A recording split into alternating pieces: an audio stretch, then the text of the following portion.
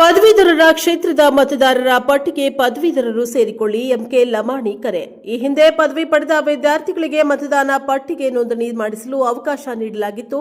ಈಗಾಗಲೇ ಸಾಕಷ್ಟು ಜನ ಪದವೀಧರರು ಮತದಾನದ ಪಟ್ಟಿಗೆ ನೋಂದಣಿ ಮಾಡಿಸಿಕೊಂಡಿದ್ದಾರೆ.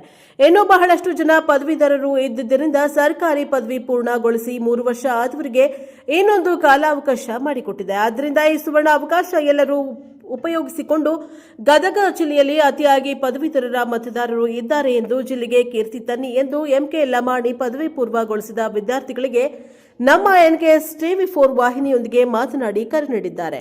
Bureau report Basavaraj Navalgund, NKS ಟಿವಿ4 ಶಿರಹಟ್ಟಿ. ಎಲ್ಲ ಪದವೀಧರ ಬಂಧುಗಳಲ್ಲಿ ಕಳಕಳಿಯ ಪ್ರಾರ್ಥನೆ. ಈಗಾಗಲೇ ಮೊದಲನೇ ಹಂತ ತಾವು ನೋಂದಣಿ ಮಾಡಿದ್ದು ನಮಗೆಲ್ಲರಿಗೂ ಬಹಳ ಸಂತೋಷದ ವಿಷಯ. ಈಗ ಎರಡನೇ ಹಂತದ ಈಗ ಅವಕಾಶವನ್ನು ಮತ್ತೆ ಚುನಾವಣಾ ಆಯೋಗದಿಂದ ಬಂದಿರುತ್ತದೆ. ಈ ಎರಡನೇ ಹಂತದ ಅವಕಾಶ ಡಿಸೆಂಬರ್ ಕೊನೆಯ 10ನೇ ತಾರೀಕಾಗಿರುತ್ತದೆ.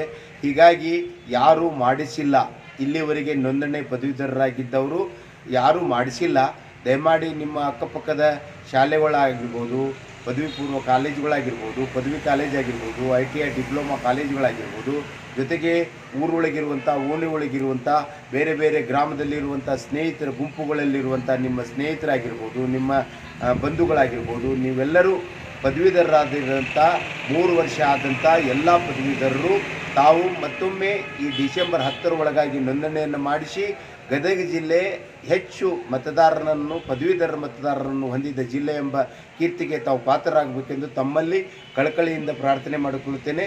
MK ಲಮಾಣಿ, ಜಿಲ್ಲಾ ಮಾಧ್ಯಮಿಕ ಶಾಲಾ ನೌಕರ ಸಂಘ, ಜಿಲ್ಲಾ ಘಟಕ, ಗದಗ.